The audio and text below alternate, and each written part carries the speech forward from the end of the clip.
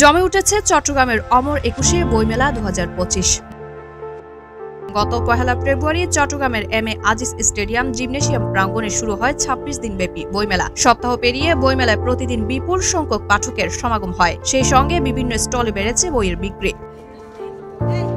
এই বইমেলা শুধু বইপ্রেমীদের জন্য নয়, বরং চট্টগ্রামের সর্বস্তরের মানুষের জন্য এক বর্ণিল সাংস্কৃতিক আয়োজন।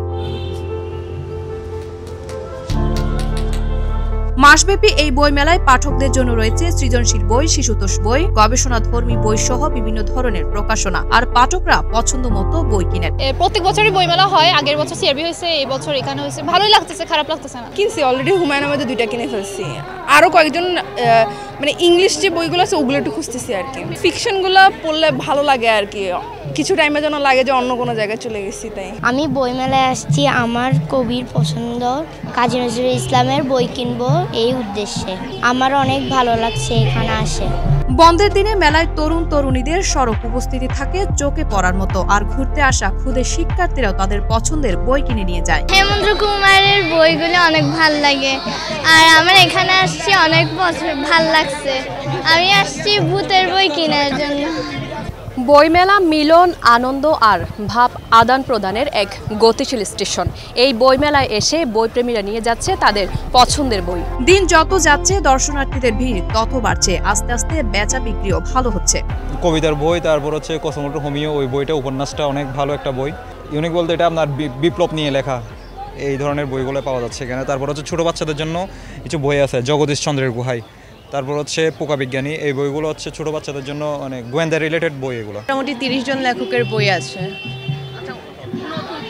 নতুন প্রকাশিত বইয়ের ভিতরে যে নিচের এখানে নৈপৌরে আছে, ট্রিস্তান আছে, হস্ট্রক, হেমফেরিয়ন, তারপর বাবর আলীর নতুন একটা বই আসছে এভারেস্ট হচ্ছে শিখরে, যেটা কয়েকদিন আগে হচ্ছে মোড়ক উন্মোচিত হয়েছে আর কি। একটু কম ছিল প্রথম দিকে, এখন তার থেকে তুলনামূলক ভালো আর কি। প্রয়াত সাংবাদিক মাহফুজুল্লাহ স্যারের যে ঐতিহাসিক প্রেসিডেন্ট জিয়ার রাজনৈতিক জীবনী এবং দেশনেত্রী বেগম খালেদা জিয়ার জীবন সংগ্রাম নিয়ে সাংবাদিক মাহফুজুল্লাহ স্যারের গুরুত্বপূর্ণ 2টি বই। তবে এবারের মেলায় বিদ্যানন্দ ফাউন্ডেশন গাছ দিয়ে বিভিন্নভাবে সাজিয়েছে তাদের স্টলটি। গাছের যে আত্মত্যাগ সেটাকে প্রেজেন্ট করেছি। গাছ বিভিন্নভাবে আমাদেরকে উপকার করছে।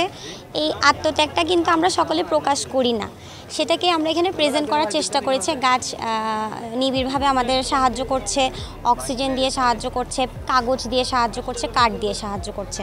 তো এভাবে যদি গাছ কাটতে থাকি তাহলে একসময় গাছটা বিলীন হয়ে যাবে। তো আমরা গাছ ব্যবহারের ক্ষেত্রে একটু চিন্তাভাবনা করে ব্যবহার করব, খুব বেশি প্রয়োজন না হলে নির্বিচারে গাছ কাটবো না। আর হচ্ছে উৎসাহিত করার জন্য সকলকে বইয়ের বিনিময়ে আমরা এই যে ছোট ছোট চারা গাছ আছে সেটা উপহার হিসেবে দিচ্ছি। প্রতিদিন বিকেল 3টা থেকে রাত 9টা এবং ছুটির দিন সকাল 10টা থেকে রাত 9টা পর্যন্ত দর্শনার্থীদের জন্য খোলা থাকবে মেলা প্রাঙ্গণ। মেলায় নিরাপত্তার জন্য পুরো প্রাঙ্গণ সিসিটিভি নেটওয়ার্কের আওতায় আনা হয়েছে। এবারের বইমেলায় ঢাকা ও চট্টগ্রামের শীর্ষ প্রকাশনা সংস্থা সহ 140টি স্টল রয়েছে। এর মধ্যে ঢাকার প্রকাশনা সংস্থা 44টি, চট্টগ্রামের 74টি, ডাবল স্টল রয়েছে 33টি। মাসব্যাপী এই আয়োজনের মধ্যে থাকছে নজরুল রবীন্দ্র উৎসব, মুক্তিযুদ্ধ উৎসব, ছড়া কবিতা উৎসব, শিশু কিশোরদের চিত্রাঙ্কন ও নৃত্য প্রতিযোগিতা, দেশাত্মবোধক সঙ্গীত সহ রয়েছে আরো নানান আয়োজন। 21কে ঘিরে বইমেলা কেন্দ্রিক এই উৎসবের মধ্য দিয়ে প্রজন্ম থেকে প্রজন্মে ছড়িয়ে যাচ্ছে 21-এর চেতনা। তবে মাসব্যাপী অমর 21-এ এই বইমেলায় থাকছে বিভিন্ন লেখকের হরেক রকমের বই।